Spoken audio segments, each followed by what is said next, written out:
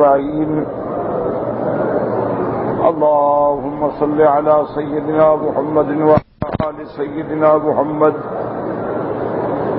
كما صليت على إبراهيم وعلى آل إبراهيم في العالمين إنك حميد مجيد. أعوذ بالله من الشيطان الرجيم. بسم الله الرحمن الرحيم. إن المسلمين والمسلمات والمؤمنين والمؤمنات والقانتين والقانتات والصادقين والصادقات والصابرين والصابرات والخاشعين والخاشعات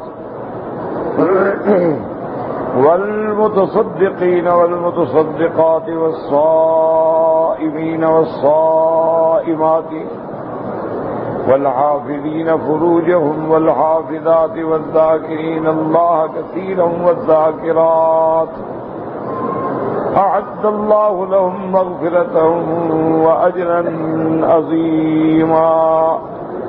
قال المفسر رحمه الله تعالى: أدام النفع بعلومه وعلومكم في الدارين آمين، إلى أن قال: وقوله تبارك وتعالى: والقانتين والقانتات. القنوت هو الطاعة في سكون، أمن هو قانت آناء الليل ساجدا وقائما يحذر الآخرة وَيَرْجُو رَحْمَتَ رَبِّهِ. اب مفسر رحمۃ اللہ علیہ فرماتے ہیں کہ اللہ نے صفتیں بیان فرمائیں، مسلمان مرد، مسلمان عورتیں، ایمان والے مرد، ایمان والی عورتیں، والقانتین والقانتات. قانتین مانا اطاعت گزار مرد اور اطاعت گزار عورتیں. اصل میں لفظ قنوت جو ہے نا، اس کا معنی ہوتا ہے کہ اللہ کی اطاعت ہو اور سکون سے. جیسے نماز میں قنوت ہے تو کیا معنی کہ لمبی قیام ہو اور اللہ تبارک و تعالی کی بندگی میں انتہائی اطاعت کے ساتھ. تو طول القنوت، طول القیام، طول الطاعہ. تو قنوت کا معنی ہوتا ہے الطاعت فی سکون، اللہ کی بندگی لیکن بڑے آرام سے. یہ نہیں کہ ٹکرے مار کے نماز پڑھتا ہو، بلکہ سکون کے ساتھ نماز پڑھنے. امن هو قانت آناء اللیل. وہ شخص جو راتوں کو لمبا لمبا کھڑے ہو کے اللہ کے آگے جاگنے والا ہے. ساجدن و قائمن، کبھی سجدے میں ہے کبھی قیام میں ہے. یحذر الآخرۃ ویرجو رحمت ربہ. آخرت کے دن سے ڈرتا ہے، رحمت رب پر امیدوار ہے. جیسے اللہ فرماتے ہیں وَلَهُ مَن فِي السَّمَاوَاتِ وَالْأَرْضِ كُلٌّ لَّهُ قَانِتُونَ. جو کچھ آسمانوں میں ہے، زمینوں میں ہے، سب اللہ کی اطاعت کرنے والے ہیں، اللہ کے حکم پہ چلنے والے ہیں، اللہ تبارک و تعالیٰ کے فرما بردار ہیں.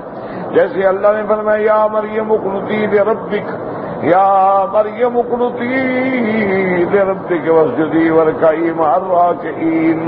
اللہ نے حکم دیا کہ بی بی مریم اپنے رب کی اطاعت کرو، اللہ کے آگے سجدہ ریز ہو، اللہ کے آگے رکوع ہو اور رکوع کرنے والوں میں جماعت میں شامل ہو. جیسے فرماتے ہیں وقوموا للہ قانتین. فالاسلام بعده مرتبة يرتقي اليها وهو الايمان، ثم القنوت ناشئ عنها. اب مفسر رحمۃ اللہ علیہ فرماتے ہیں پہلا درجہ تھا اسلام کا، مسلمان مرد اور مسلمان عورتیں. پھر اس سے ترقی کرنے کے بعد آدمی درجہ ایمان پہ پہنچا، اور جب درجہ ایمان پہ پہنچا تو اب اس سے نکلا کہ اللہ کی بندگی، اللہ کی اطاعت، اللہ تعالی کی عبادت. والصادقین والصادقات ھذا فی الاقوال. سچ بولنے والے مرد اور سچ بولنے والی عورتیں. کیونکہ اللہ تبارک و تعالی نے جھوٹے پہ لعنت بھیجی، فرمایا لعنت اللہ علی الکاذبین. تو اللہ کو سچ بولنے والے مرد اور سچ بولنے والی عورتیں پسند ہیں.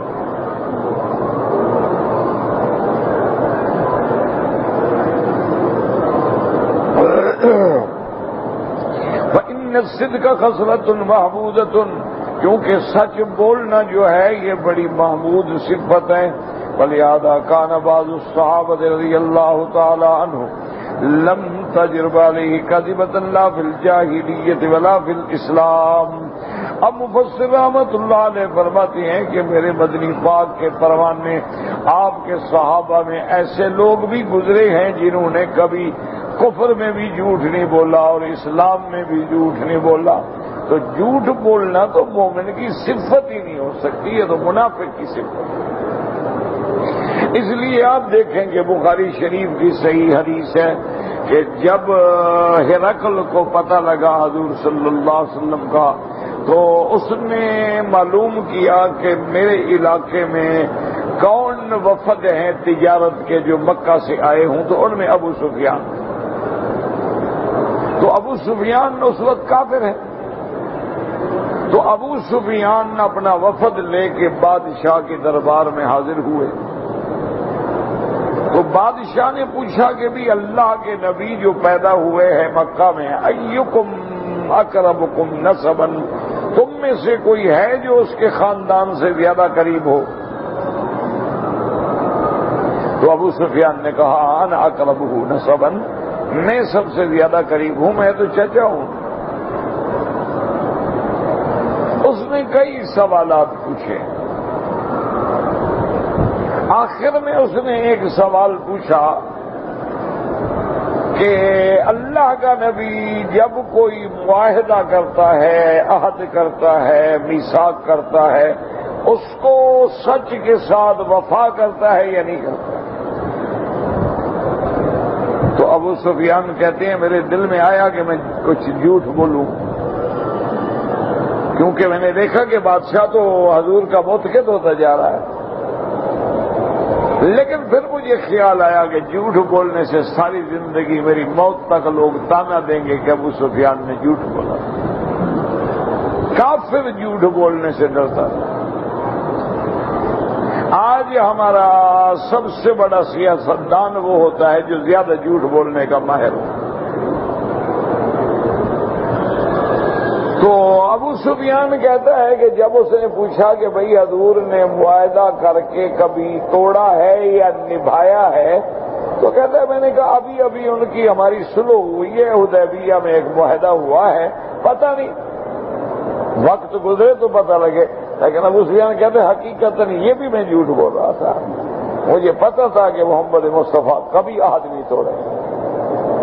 لیکن اس نے بھی جھوٹ نہیں بولا، یعنی ذو معنی بات کی کہ جی ابھی عہد ہوا ہے، پتہ نہیں، آنے والا وقت ہی بتائے گا نا. تو سچ جو ہے یاد رکھو، صدق جو ہے یہ خصلہ محمودہ ہے اور صفت ایمان ہے، اور جھوٹ بولنا جو ہے یہ صفت نفاق ہے. حضور نے فرمایا کہ آیت المنافق ثلاث، منافق کی 3 نشانیاں ہوتی ہیں. اذا حدث کذب، جب بات کرے تو جھوٹی بات کرے. وَإِذَا وَعَدَ أَخْلَفَ، جب وعدہ کرے تو نہ نبھائے، توڑ ڈالے. وَإِذَا اؤْتُمِنَ خَانَ، جب امانت رکھی جائے تو خیانت کرے. یہ منافقوں کی علامت ہے. اب ہر بندہ دیکھے کہ میں 24 گھنٹے میں کتنا جھوٹ بولتا ہوں، گھر والوں سے، اولاد سے، اپنے استادوں سے، اپنے ماں باپ سے، اپنے ساتھیوں سے، کاروبار میں کتنا جھوٹ بولتے ہیں. یعنی بعض لوگ تو ایسے ہیں نعوذ باللہ کہ دکان پہ کھڑے ہو کے میرے خیال میں ایک دن میں 1000 قسم جھوٹی کھا جاتے ہیں. اللہ کی قسم جی میں نے تو 5 ریال کے لیے بتا آپ کو 4 میں دے رہا ہوں، نقصان کر کے دے رہا ہوں. وہ پاگل ہو گیا، کالے کتے نے کاٹا ہے کہ نقصان ہو کے دے رہا ہے. کیوں؟ عادت ہو گئی. انا للہ. اور اپنے رزق کے حلال کو حرام کر دیا. آپ سچی بات کریں کہ جناب میں نے یہ 5 ریال میں بیچنی ہے، میں نے 1 ریال میں خریدی ہو، میں نے ٹکے میں خریدی ہو، یہ چیز آپ کے سامنے لینا ہے، جزاک اللہ، نہیں لینا ہے. تو الصدق ینجی والکذب یہلک، سچ جو ہے وہ نجات کا ذریعہ بنتا ہے اور جھوٹ جو ہے وہ ہلاک. اسی لیے سب سے بڑا مرتبہ میرے آقا کے صحابہ میں کس کو ملا؟ سیدنا ابو بکر صدیق۔ تو ایسے بھی صحابہ ہیں جنہوں نے جاہلیت میں کفر میں بھی جھوٹ نہیں بولا۔ اب اس کے بعد فرماتے ہیں مفسر رحمۃ اللہ علیہ، فرماتے ہیں وہ علامت علی الایمان، سچ بولنا جو ہے یہ ایمان کی علامت ہے۔ کما ان الکذب امارۃ علی النفاق، جیسے جھوٹ بولنا جو ہے وہ نفاق اور منافق کی علامت ہے۔ ومن صدق نجا، جس نے سچ بولا وہ کامیاب ہو گیا۔ علیکم بالصدق فإن الصدق يهدي إلى البر وإن البر يهدي إلى الجنة۔ آپ نے فرمایا علیکم بالصدق، سچ بولنے کو لازم پکڑو۔ فإن الصدق يهدي إلى البر، اور صدق جو ہے تمہیں نیکی کی طرف لے جاتا ہے، اور نیکی جو ہے تمہیں جنت کی طرف لے جاتی ہے۔ ایاکم والکذب، خبردار جھوٹ نہ بولا کرو۔ ان الکذب یہدی الی الفجور، اور جھوٹ جو ہے وہ گناہوں کی طرف لے جاتا ہے۔ وان الفجور یہدی الی النار، اور گناہ جو ہے وہ جہنم کی طرف لے جاتے ہیں۔ ولا یزال الرجل یصدق ويتحرى الصدق حتى يكتب عند الله صدیقا، اور ایک بندہ جو ہے سچ بولتا ہے، سچ بولنے کی کوشش میں لگا رہتا ہے، حتیٰ کہ اللہ کے ہاں وہ صدیق لکھا جاتا ہے کہ یہ سچ بولنے والا میرا بندہ ہے۔ ولا یزال الرجل یکذب ويتحرى الکذب، اور ایک بندہ جو ہے وہ جھوٹ بولتا ہے، ہر وقت جھوٹ ڈھونڈتا رہتا ہے۔ حتیٰ یکتب عند اللہ کذابا، اللہ کے ہاں پھر وہ جھوٹا لکھ دیا جاتا ہے۔ والاحادیث فیہ کثیرۃ جدا، ابو مفسر رحمۃ اللہ علیہ فرماتے ہیں صدق کی کامیابی میں اور جھوٹ کی ہلاکت میں بہت احادیث مبارکہ ہیں۔ والصابرین والصابرات هذه سجیۃ الاسباب وهي الصبر على المصائب والعلم بأن المقدر كائن لا محالة وترقى ذلك بالصبر والثبات وإنما الصبر عند الصدمة الأولى أي أصعبه في أول وهلة ثم ما بعده وصل منه وصدق السجیۃ صفاتها۔ اب اللہ نے فرمایا کہ صبر کرنے والے مرد اور صبر کرنے والی عورتیں، حاضی سجیۃ الاسباد، یہ سجیہ یعنی عادت ہے ثابت قدم رہنے والوں کی۔ وہی الصبر علی المصائب، کہ مصیبتوں پہ صبر کرتے ہیں۔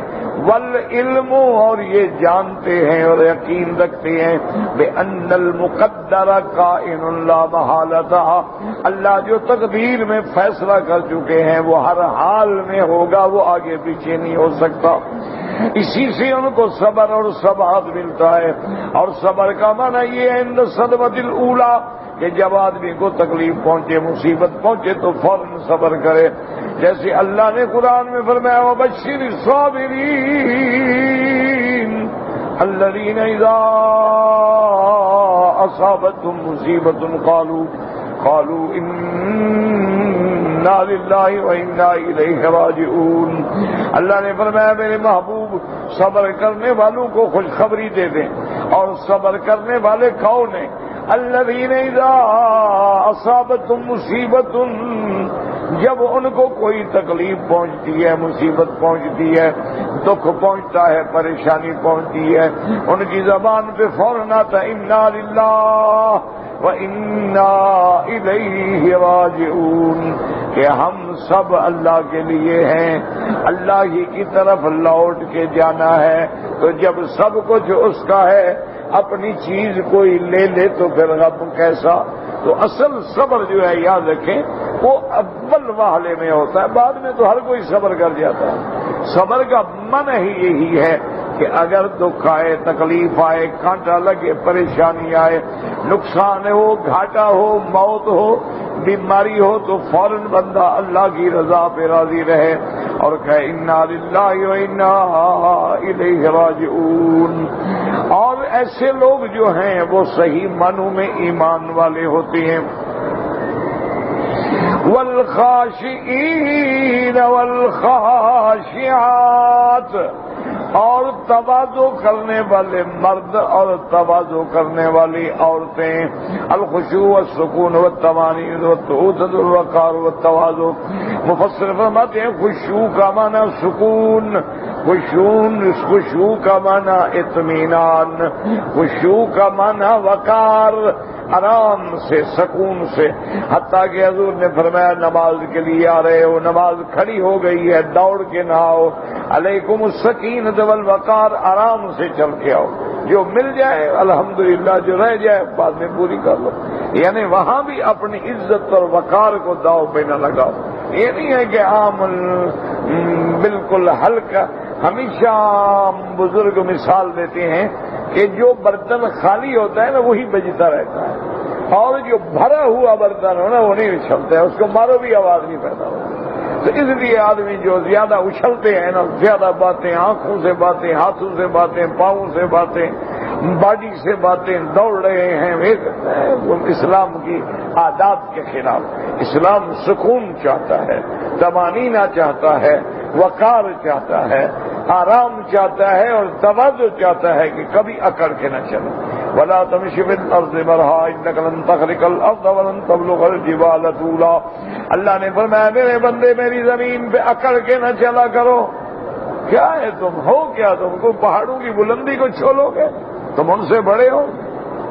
تم زمین کو پھاڑ ڈالو گے؟ ایسے جو اکڑ کے اور پاؤں مار کے چل رہے ہو۔ آرام سے چلو، سکون کے ساتھ چلو، تمہاری چال سے، تمہاری ڈھال سے، تمہاری گفتگو سے بھی کسی قسم کا اکڑ اور تکبر معلوم نہ ہو، بلکہ تواضع معلوم ہو۔ ہاں ایک ہوتا ہے ضرورت کہ مثلا دشمن کا مقابلہ ہے، جنگ ہو رہی ہے، آپ کفر کے مقابلے پہ کھڑے ہیں تو کفر کے آگے اکڑنا جو ہے وہ منع نہیں۔ دشمن کے آگے اب آپ تھوڑا کریں گے اچھا جناب میں حاضر جناب نیاز مند ہوں، مجھے مار دو، یہ کون سا بات ہے؟ یہ وقت ہوتا ہے کہ وہاں وقت ہے کہ جیسے حضرت علی رضی اللہ تعالی عنہ جب مرحب کے مقابلے پہ میدان میں اترے تو تلوار لہراتے ہوئے میدان میں آئے جیسے پہلوان آتا ہے، اور فرمایا کہ مرحب سمتنی امی حیدرا، تمہیں بھی ناز ہے کہ خیبر میں مرحب جیسا شاہ سوار پیدا نہیں ہوا، اور مجھے بھی ناز ہے کہ میری ماں نے مجھے گود میں بٹھا کے حیدر کا خطاب دیا تھا۔ اور حضرت علی نے اڑا دیا مرحب کو اور اس کے قلعے کو فتح کر ڈالا۔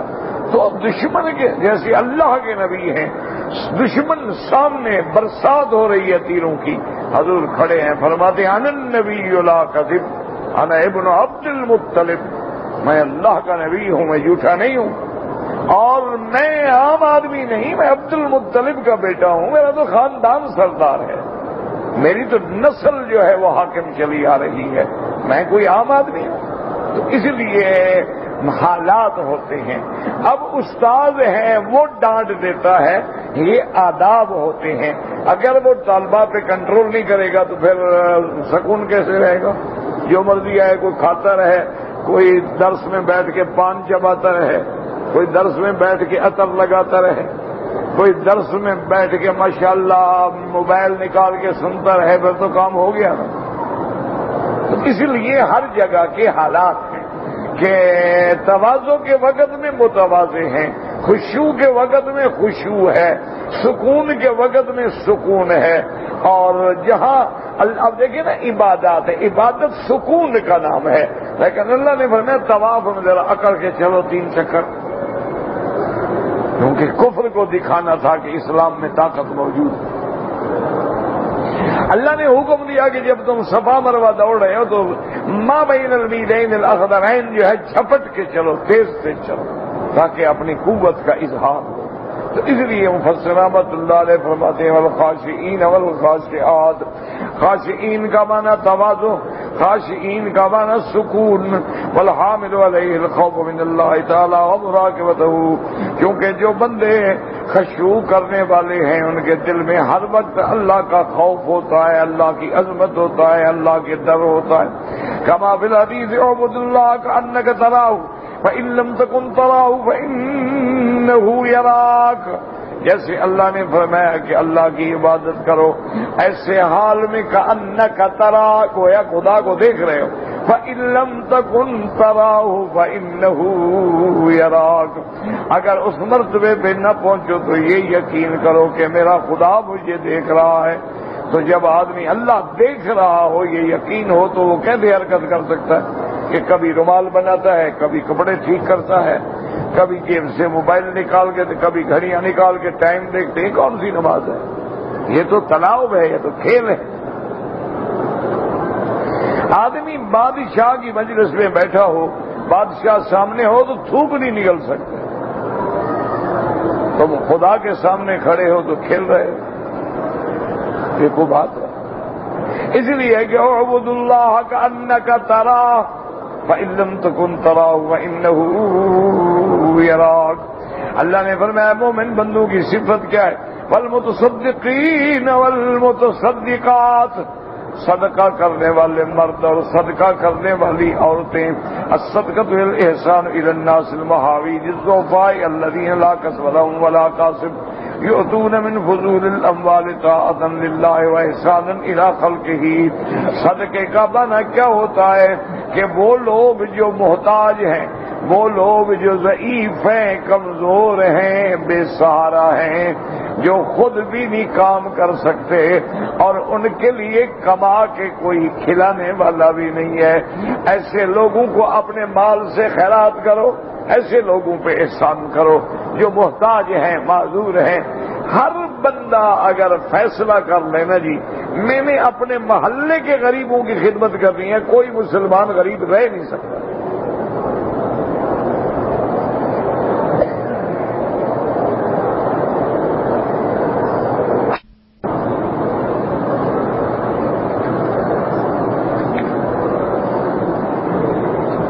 وقد ثبت فی الصحیحین، یعنی امام بخاری اور امام مسلم نے اس حدیث مبارک کو نقل فرمایا، سبعۃ یظلھم اللہ فی ظلہ یوم لا ظل الا ظلہ۔ حدیث پاک میں آتا ہے 7 شخص ہیں جو اللہ کے سایہ عرش میں ہوں گے اور جس دن اور کوئی سایہ بھی نہیں ہوگا۔ فذكر منهم ورجل تصدق بصدقة فأخفاها حتى لا تعلم شماله ما تنفق يمينه۔ وہ بندہ بھی اللہ کے سائے میں ہوگا جو اللہ کے لیے ایسے صدقہ کرتا ہے، خیرات کرتا ہے دانے ہاتھ سے کہ بائیں کو بھی پتہ نہ چلے۔ یعنی کیا مانا کہ جو اس طرف آدمی ہے اس کو بھی پتہ نہ، چپ کر کے صدقہ دے دیا، چپ کر کے پہنچا دیا۔ کوئی غریب ہے رات کو اندھیرے میں پہنچا دیا، یہ نہیں کہ لوگ دیکھیں گے بڑا سخی ہے، دیکھو جی نوٹ چلا رہا ہے، صدقے کر رہا ہے، اس لیے دوسری جگہ قرآن کہتے ہیں لا تبطلوا صدقاتکم بالمن والاذى، اپنے صدقات کو احسان لگا کے نہ برباد کیا کرو، اپنے صدقات کو تکلیف پہنچے۔ کسی کو صدقہ دیا ہو، کل تم ہماری روٹی پہ پلتے تھے، آج ہمیں آنکھیں دکھاتے ہو، سارا صدقہ ختم۔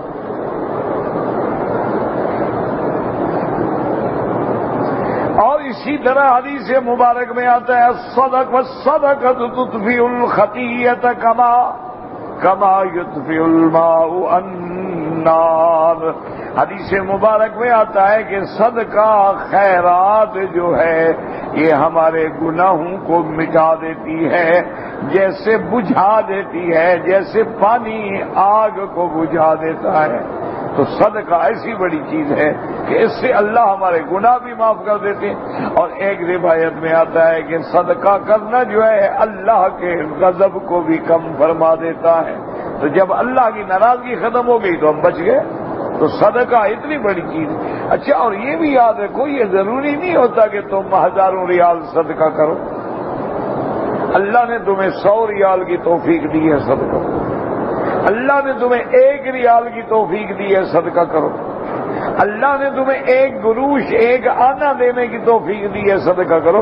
حضور نے فرمایا کچھ نہیں کر سکتے ہو، کسی کو پانی پلا دو، کسی گرتے ہوئے کو اٹھا لو، کسی اندھے کو سڑک پار کرا دو، اور ورنہ اور کچھ نہیں کر سکتے ہو تو جب ایک دوسرے کو ملو ذرا مسکرا دو، مسلمان کو خوشی پہنچا دو، ہنس کے مل لو، یہ بھی صدقہ۔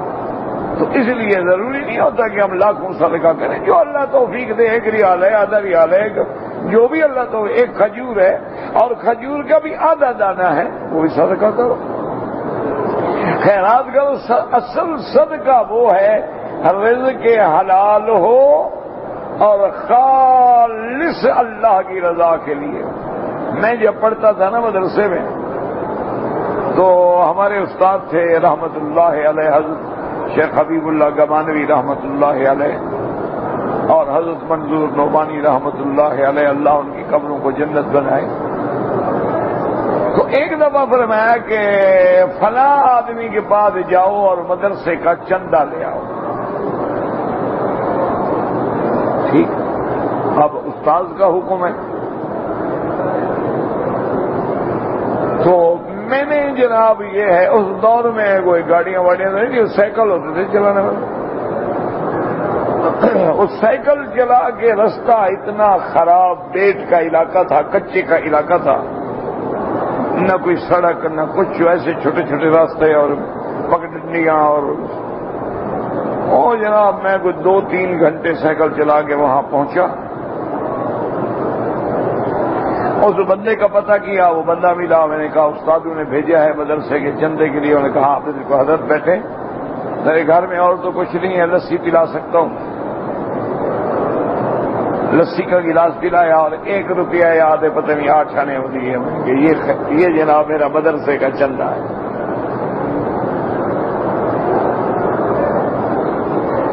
اب اس کو میں کیا کہہ سکتا تھا، وہ بزرگ آدمی تھے، بوڑھا آدمی تھا، میں نے لے لیا اور اس کے بعد پھر جناب وہی سائیکل چلا چلا کے اب جب واپس مدرسے پہنچا تو وہ میرا جو بلوچی والا خناس ہے نا اندر والا، وہ کبھی کبھی میٹر گھما دیتا ہے، تو میرا بھی دماغ خراب ہو گیا۔ میں نے کہا حضرت خدا کے لیے مہربانی کر کے مجھے اندر نہیں کہنا چاہتے کہ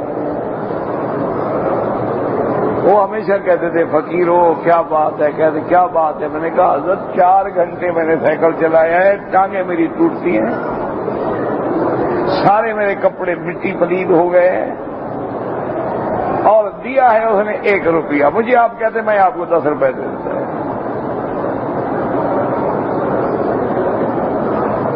کہنے لگے جذبے میں نہ آؤ، میں نے اس لیے بھیجا تھا کہ ایک تو تیرے دماغ میں جو بلوچ ہونے کا خناس ہے نا، سردار ہیں ہم، یہ تیرا خناس نکلے، اور دوسرا اس لیے بھیجا تھا کہ میرا مدرسہ انہی پیسوں پہ چلتا ہے جو رزق حلال ہے،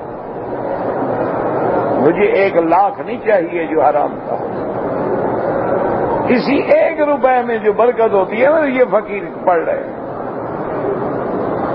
یہ اللہ کے نبی کی حدیث پڑھنے آئے ہیں، میرے پاس مہمان ہیں محمد مصطفیٰ کے، ان کے اندر میں حرام ڈالوں؟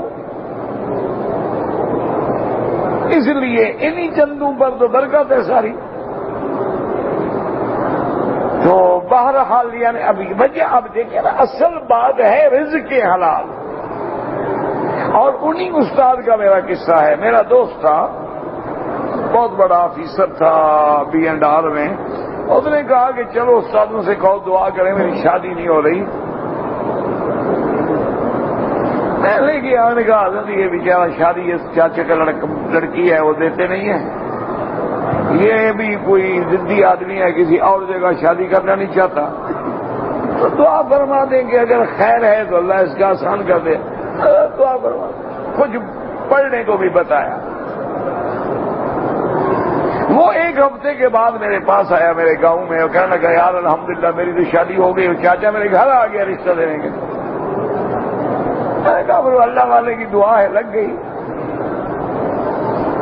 تو کہنے لگا بھی میں نے منت مانی تھی کہ اگر میرا یہ نکاح ہو گیا نا تو میں حضرت کی خدمت میں 20,000 روپے ہدیہ پیش کروں۔ میں وہ 20,000 روپے لایا ہوں، میرے ساتھ چلو اور حضرت کی خدمت۔ میں تو جناب بڑا خوش ہو گیا کہ میری وجہ سے حضرت کو 20,000 ملیں گے۔ اس دور میں 20,000 تو 2 لاکھ روپے کے برابر تھے۔ جب ہم پڑھتے تھے یہ تو تقریباً 60 سے پہلے کی بات ہے، تو اب جناب وہ ہم 20,000 روپے جناب اور بڑے خوش اور اس کی کار میں بیٹھ کے حضرت کے مدرسے میں پہنچے. مغرب کی نماز حضرت پڑھا رہے تھے, نماز میں شامل ہوئے. نماز کے بعد میں حضرت کو ملا تو بڑی محبت کرتے تھے, اور اپنے خادم کو بلایا کہ بھائی وہ دیکھو مکی صاحب آئے ہیں اور ان کے لیے چائے بناؤ, اور برتن جو ہے نا وہ دادی کو کہنا ہم تمہارا پوتا آیا ہے, مکی صاحب اچھی طرح دھو کے چائے اچھی بنائے, یہ نہیں پیے گا خراب برتن میں, اس کا دماغ ابھی تک ٹھیک نہیں ہوا. وہ اس طرح اصلاح کرتے رہتے تھے, جب جاتے تھے نا رگڑا کر دیتے تھے نا, تھوڑا سا دھلائی ہو جائے نا شاگرد. ہاں بھائی کیسے ہیں؟ میں نے کہا حضرت یہ 20,000 روپے ہیں. فرمایا کیا ہے؟ میں نے کہا حضرت یہ بڑی خوشی کی بات ہے, اس کا نکاح ہو گیا, شادی ہو گئی, منت مانی تھی کہ ہدیہ دے گا. اور میں یہ قبول نہیں کر سکتا. میں جو منت کر سکتا تھا نا جی میں نے منت کی.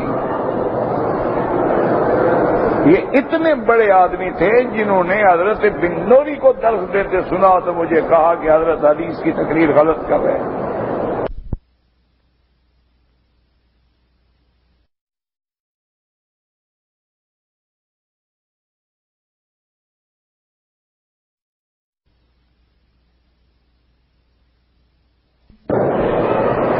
انہوں نے کہا بھائی دیکھو میں نے کہہ دیا میں نے نہیں لینا.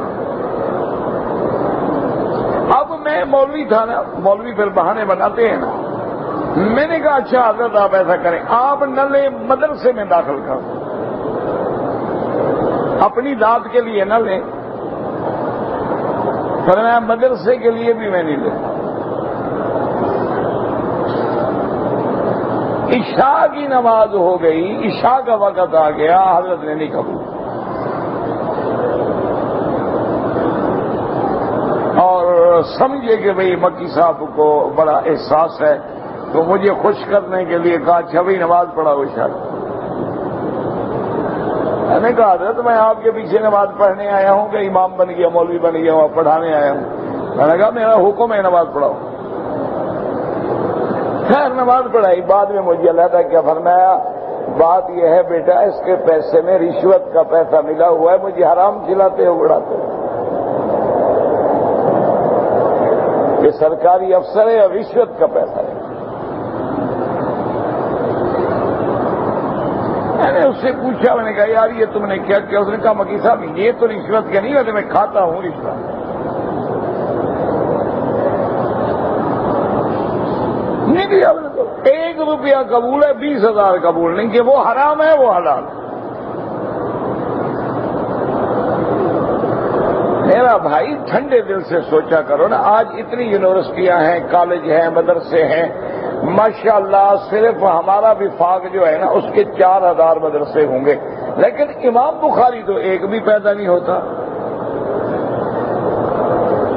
امام ابو حنیفہ تو ایسا نہیں ہوتا, نہ امام احمد بن حنبل پیدا ہوتا ہے, نہ امام شافعی پیدا ہوتا ہے, نہ امام مالک پیدا ہوتا ہے. کیا وجہ ہے؟ دیکھو نا اس ملک میں دین کے ایک ایک گلی میں مدرسہ ہے, ایک ایک بستی میں مدرسہ ہے, اور اتنا زبردست نصاب ہے نا ان کا. اگر کوئی پڑھنے والا طالب العلم ہونا, دیانتداری کی بات ہے کہ 5ویں جماعت کا ان کا جو پرائمری کا طالب ہے نا وہ ہمارے مولوی سے زیادہ قرآن حدیث جانتا ہے. کیونکہ ہم تو 13 سال کے بعد زبان بولنا سیکھتے ہیں, اس کی تو گھر کی زبان ہے. ہم تو عربی بولنا 13 سال کے بعد بھی نہیں جانتے. وہ تو پہلے دن پڑھنے آتے ہیں عربی اس کو آتی ہے. تو اس کے باوجود آخر وجہ کیا ہے کہ کوئی ایک امام نہیں پیدا ہوتا, ایک محدث نہیں پیدا ہوتا. وجہ کیا ہے؟ وجہ وہی ہے کہ جب سرکار کا پیسہ آ جاتا ہے, جب مختلف پیسہ آ جاتا ہے. استاد پڑھانے والا بخاری پڑھا رہا ہے, سگریٹ ہاتھ میں,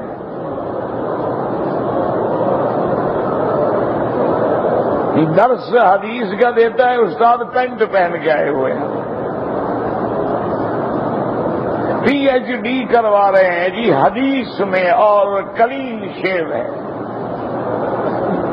بڑا پروفیسر ہے جی، کہتے ہیں حدیث کا پروفیسر ہے، استاد ہے، ڈاکٹر ہے حدیث میں، اور کلین شیو ہے، انگریزی لباس ہے اور پرفیوم چھڑکے ہوئے ہیں، اور اس کے جب وہ حدیث پڑھائے گا امام بخاری پیدا ہوگا۔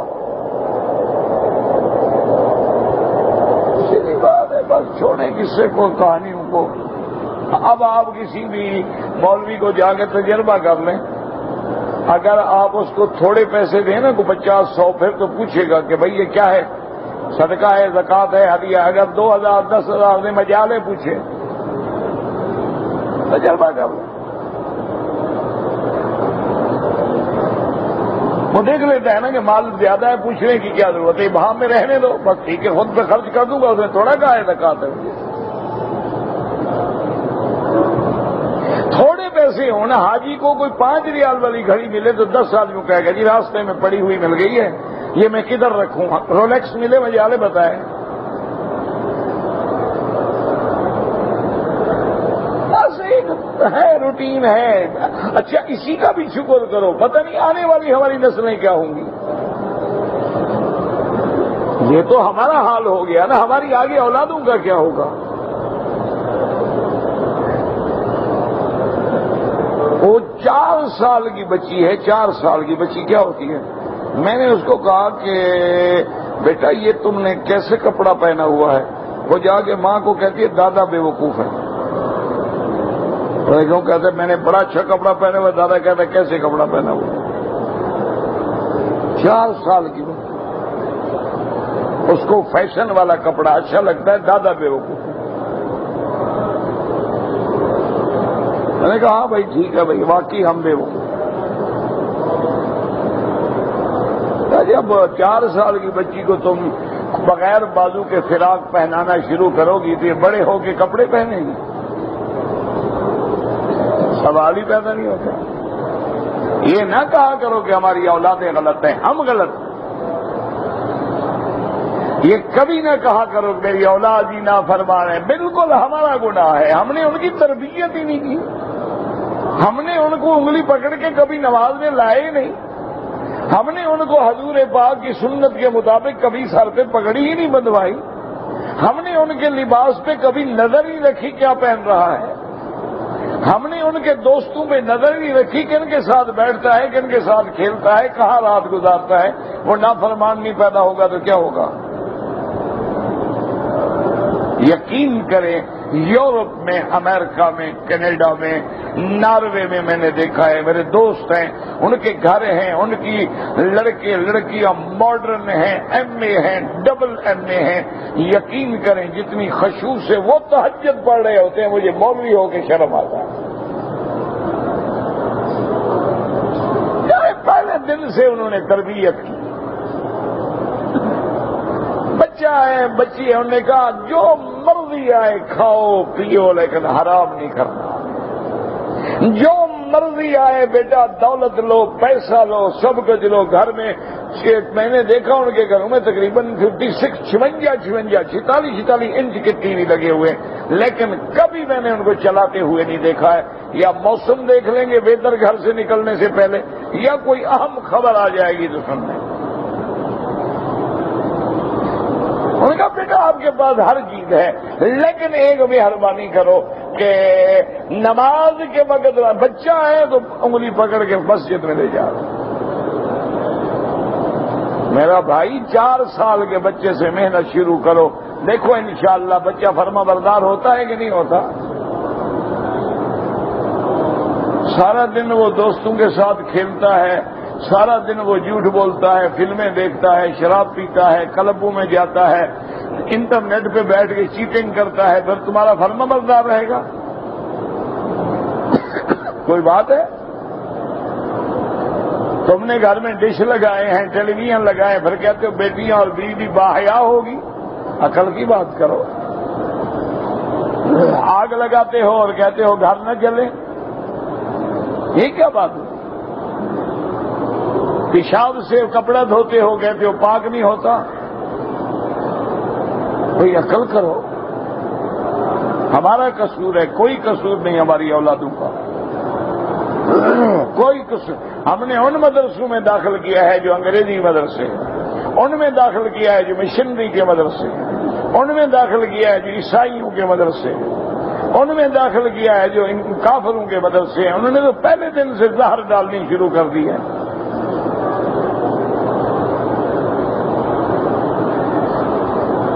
اس لیے اللہ فرماتے ہیں والمتصدقین والمتصدقات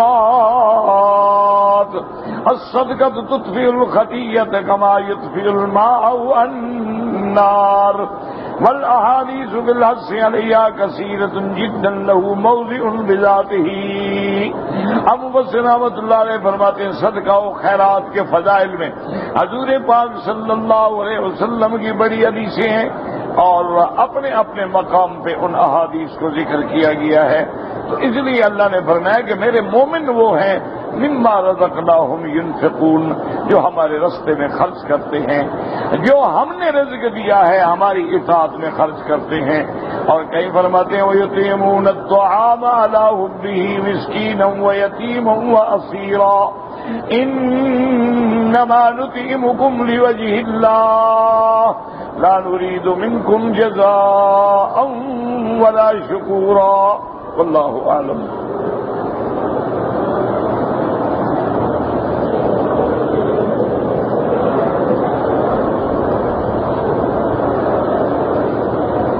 بھائی سپیکر کا انتظام میرے بس میں نہیں ہے، کیوں باتیں کرتے ہیں آپ ایسی؟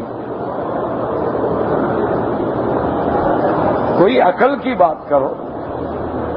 اور پھر سپیکر تمہارے ملک کی طرح نہیں، اللہ کا حرم ہے، 7 درس ہے، لوگ نماز پڑھ رہے ہیں، عبادت کر رہے ہیں، نفل پڑھ رہے ہیں، طواف کر رہے ہیں۔ اگر اس قسم کے سپیکر لگا دیے جائیں تو کون طواف کرے گا؟ کوئی عقل کریں نا، یہ غصے دکھانے کی کیا ضرورت؟ جی آپ بند کمرے میں پڑھائیں اور سپیکر کا انتظام کریں، میرے بس میں ہے سپیکر کا انتظام؟ عجیب آدمی ہے۔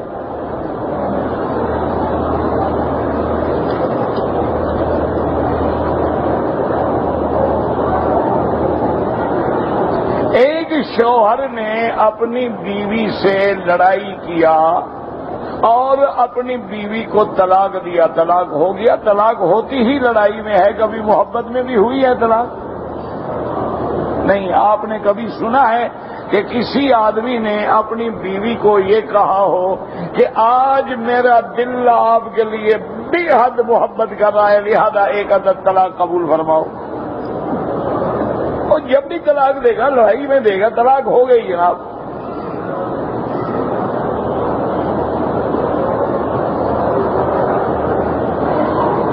بہرحال ایک طلاق ہے، رجوع کر لو اور آئندہ احتیاط کرو۔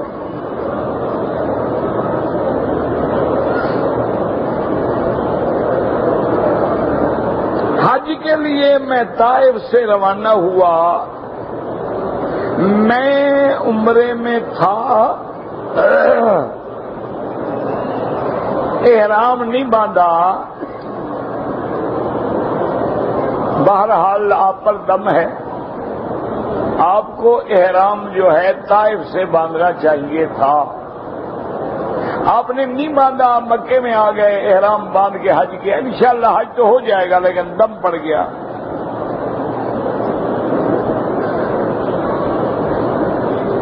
حالت حیض میں کوئی عورت جو ہے حرم نہیں بلکہ کسی بھی مسجد میں داخل نہیں ہو سکتی۔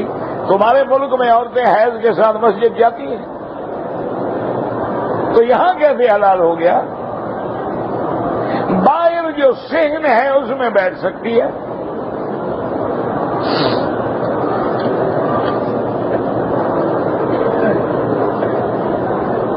ہم دبئی سے آئے ہیں، بچے کو تکلیف ہے، اللہ شفا عطا فرمائے، میں تو دعا ہی کر سکتا ہوں، اور تو مجھے کوئی علاج آتا نہیں، نہ مجھے کوئی دم درود آتا، نہ پیر نہ فقیر نہ کوئی وظیفے آتے ہیں، بس اللہ شفا دے۔ آپ آئے ہیں الحمدللہ، مکے میں زمزم سے بڑی چیز کیا ہے؟ آپ اسی نیت سے اس کو صبح شام ظہر عصر مغرب زمزم پلائیں، زمزم اس پہ ڈالیں، زمزم سے نہلائیں، انشاءاللہ یقین کامل ہو تو ہم نے تو اپنی آنکھوں سے دیکھا ہے کہ کینسر اڑ گئے زمزم کے ساتھ.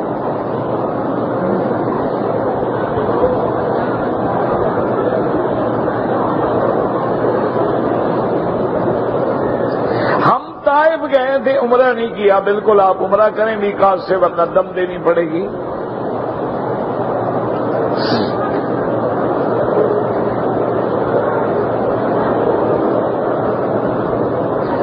میرے کامے کے مشکلات ہیں، اللہ آپ کی مشکل حل کرے. جتنا ہو سکے نا چلتے پھرتے اٹھتے بیٹھتے حسبنا اللہ ونعم الوکیل، حسبنا اللہ ونعم الوکیل. شرط یہ ہے کہ یقین سے پڑھنا سیکھو. دیکھو نا میرا بھائی، اب قلم ہے میں لکھ رہا ہوں، اگر توجہ نہ ہو میں ایک حرف بھی نہیں لکھ سکتا. توجہ ہو، دماغ ہو، کاغذ پہ نظر ہو، مضمون کی آمد ہو، پھر میں چاہے 4 صفحے بھی لکھ دوں گا. یہی وجہ ہے کہ ہم وظیفے پڑھتے ہیں، کہتے ہیں جی فائدہ نہیں ہوا. فائدہ کیسے ہو؟ توجہ تو ہے نہیں. یقین کامل کے ساتھ بڑے سے بڑا پہاڑ بھی آ جائے تو حسبنا اللہ ونعم الوکیل سے اللہ پہاڑوں کو بھی ٹام دیتے ہیں.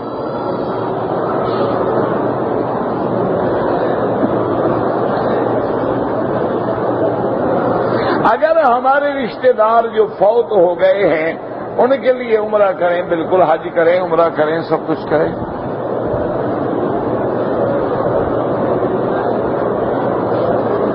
ہمارے ہمسائے میں ہندو ہے، اور جب ہم لوگ عمرہ کر کے واپس جاتے ہیں تو ہم سے زمزم بھی مانگتے ہیں، مدینے کی کھجور بھی مانگتے ہیں. بالکل دینی چاہیے.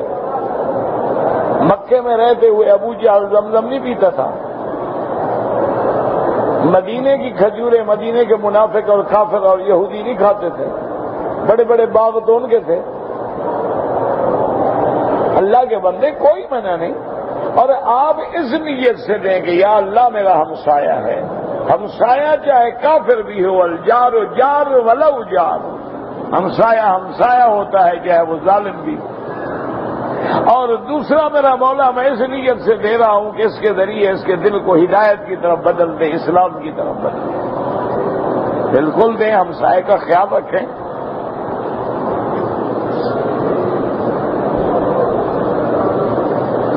اگر ہم نے عمرہ کر لیا ہے، اب دوسرا عمرہ کرنا چاہیں تو وہ جو احرام کی چادریں ہیں ان کو دھو کے پھر عمرہ کرنا ہوگا. کیوں؟ پہلے آپ نے گناہ کا کام کیا ہے. نہیں، اللہ نے عقل نہیں دیا، چھین لیا ہے اللہ نے عقل. بھئی عمرہ گناہ کا کام تھا تو کیا کیوں؟ اور اگر نیکی کا کام تھا تو تم تو پاک رہ گئے، کپڑا کیوں پلیت ہو گیا؟ بھائی 100 عمرہ کرو، کیا ضرورت ہے دھونے کی؟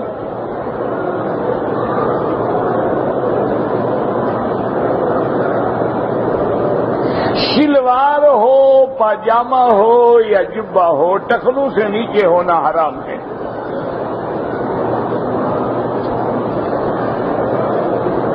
یہ آیت پڑھ کے دعا کیا کریں تو اللہ پاک انشاءاللہ دوبارہ مکے میں حاضری نصیب فرمائیں گے. داڑھی رکھنے کا طریقہ یہ ہے کہ آپ داڑھی رکھیں. پہلے تو حضور کی حدیث مبارک ہے کہ اعف اللحى وقص الشوارب، کہ مونچھیں کٹاؤ اور داڑھی بڑھاؤ. اس لیے بعض علماء تو پابندی ہی نہیں لگاتے کہ جتنا بڑھ جائے، لیکن ائمہ اربع کا اس پہ اتفاق ہے کہ داڑھی ایک مشت ہونی چاہیے. دھکے دے کر یا زور آزمائی کر کے حجر اسود پہ بوسہ نہیں لینا چاہیے. دور سے اشارہ کرنا، بسم اللہ اللہ اکبر. 27 رجب کے بارے میں کوئی صحیح حدیث مبارک نہیں ملتی. اس میں کوئی شبہ نہیں کہ میرے آقا کا معراج ہے. اور معراج منانے کا طریقہ یہ ہے کہ معراج میں اللہ نے نبی کو جو تحفہ دیا ہے نماز کا، تم اگر 5 وقت کے نمازی ہو تو معراج ماننے والے ہی تم ہو. جو بے نماز ہے وہ تو منکر ہے معراج کا.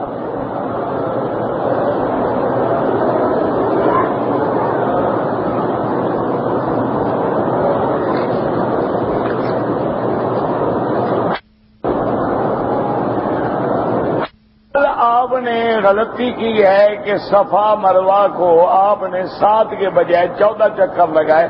بہرحال 7 تو ہو گئے نا، باقی ضائع گئے.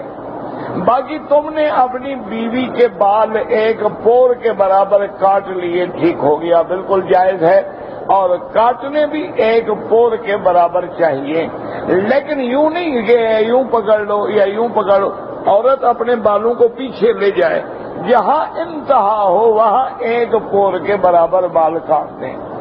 لیکن تمہاری بیوی نے بھی تمہارے 1 پور کے برابر بال کاٹے، تم پہ دم پڑ گئی کہ تمہیں پورے بال کٹوانے چاہیے تھے. تم نے بیوی کا مقابلہ کیا یا عورت بن گئے؟ مرد کے لیے ضروری ہے کہ اس طرح پھروائے، یا جتنے اللہ نے بال دیے ہیں 1/4 حصہ بال سارے سر کے کاٹے. یہ ٹک لگانے سے دم پڑ جاتا ہے. اب بال بھی کٹواؤ اور دم بھی دو.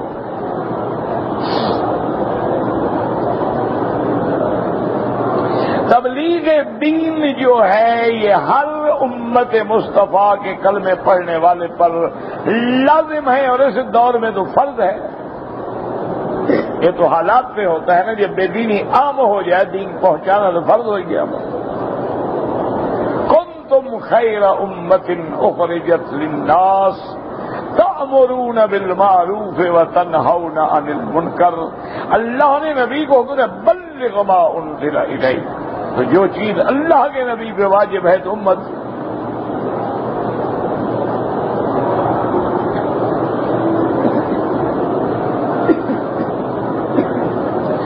میں نے اپنے لڑکے کے ساتھ عمرہ کیا. عمرہ کرنے کے بعد احرام اتار دیا، کپڑے پہن لیے. 48 گھنٹے کے بعد میں نے ٹنڈ کرائی، دم پڑ گئی. 1 بکری دم جا کے لے کے ذبح کر کے غریبوں کو تقسیم کرو.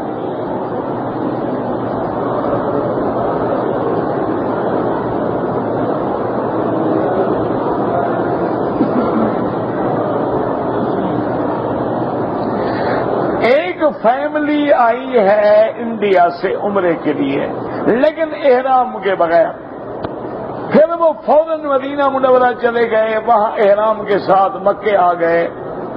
وہ تو ان کا ہو گیا، دم سے بچ گئے کہ فوراً میقات پہ چلے گئے اور عمرہ کر لیا.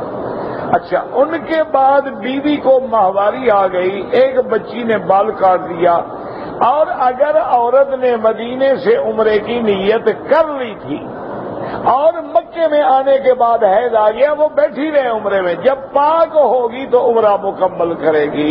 یہ نہیں کہ بال کاٹ دو تو عمرہ ہو گیا. کیسے ہو گیا؟ نہ طواف کیا نہ صفا دوڑا، بال کاٹنے سے عمرہ ہو گیا. اور اگر ایسا کر لیا ہے، دم پڑ گئی، اور پاک ہونے کے بعد عمرہ بھی کرے اور 1 بکری دم بھی ادا کرے.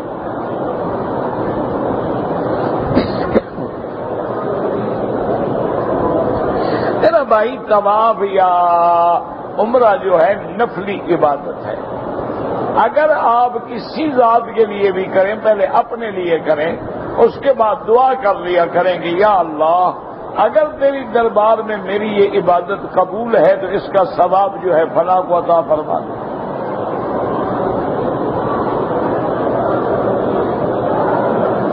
اگر ہمارا غریب رشتہ دار ہے لیکن نماز نہیں پڑھتا، ایسے آدمی کو خیرات دے سکتے. خیرات تو آپ کافر کو بھی دے سکتے ہیں، لیکن اس کو صرف خیرات نہ دیتے رہو، نصیحت کر کے نمازی بھی بناؤ.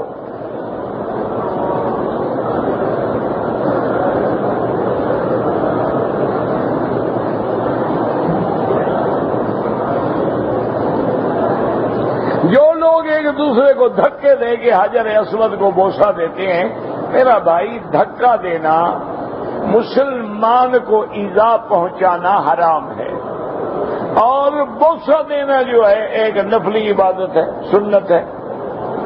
تو اس لیے دھکے نہ دیا کریں، اور موقع مل جائے الحمدللہ، نہ مل جائے اشارہ کریں.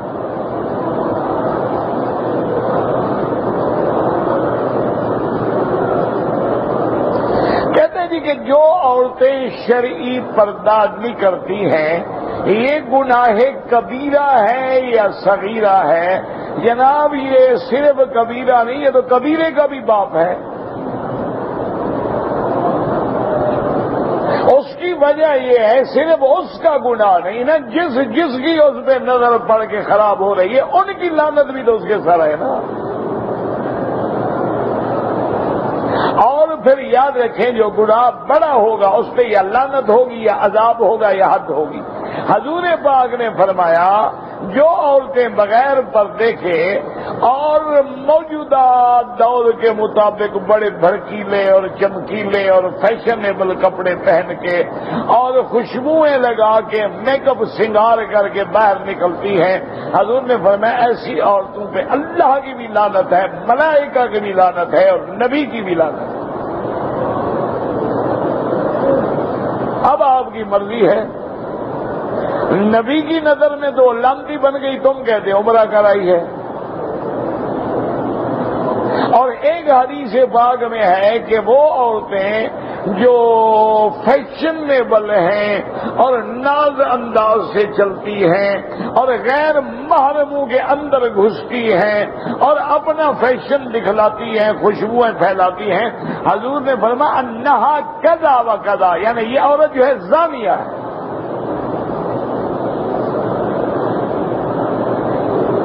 اس لیے فقہا نے اس حدیث کے تابع لکھا ہے کہ ایسی عورت کو گھر آ کے غسل کرنا چاہیے اور توبہ کرنی چاہیے کہ حضور نے اس کو فرمایا ہے کہ انہا قضا و قضا۔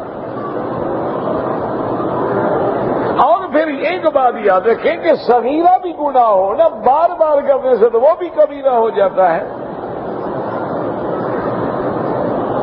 اور یہ تو قرآن کی مخالفت ہے۔ اللہ کا قرآن کہتا ہے یدنین علیہن من جلابیبہن، اللہ کا قرآن کہتا ہے اذا سألتموہن متاعا فاسألوہن من وراء حجاب، اللہ کا قرآن کہتا ہے وقرن فی بیوتکن ولا تبرجن تبرج الجاہلیۃ الاولی، یہ تو اللہ کا قرآن ہے، اللہ کے قرآن کی مخالفت ہے۔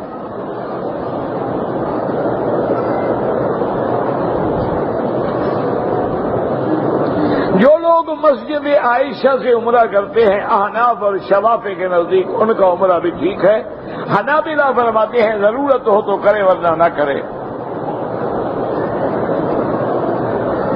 کہتے جی کہ وہ جو اسپیکر چلانے والے ہیں وہ مائک نیچے رکھ دیتے ہیں، اللہ ہدایت دے ان کو، میں کیا کر سکتا ہوں؟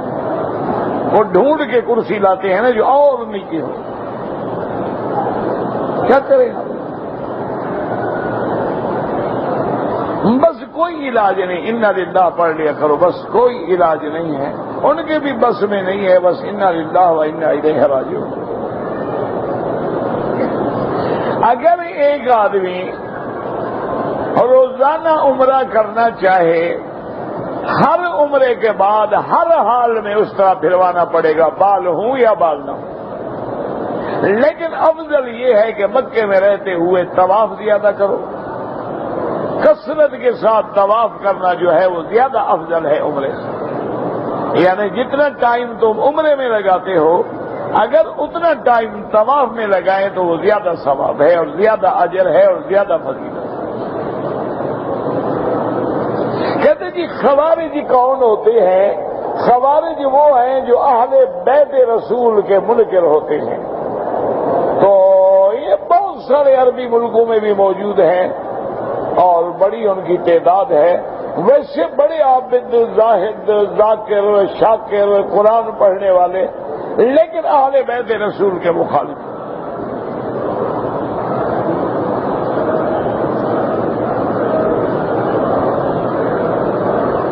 MLM تجارت حلال ہے یا حرام؟ مجھے کیا پتا جناب MLM کیا ہوتی ہے؟ نہیں، آپ مجھے بتائیں MLM کیا ہوتی ہے؟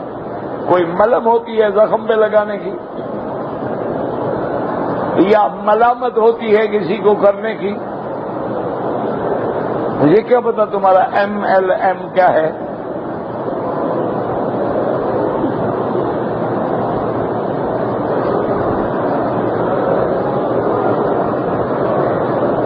میں لاہور سے آیا ہوں اور احرام میں نے جدے سے باندھا، ایک بکری دم پڑ گئی، آتے عمرے پہ ہو مسئلہ بعد میں پوچھتے ہو۔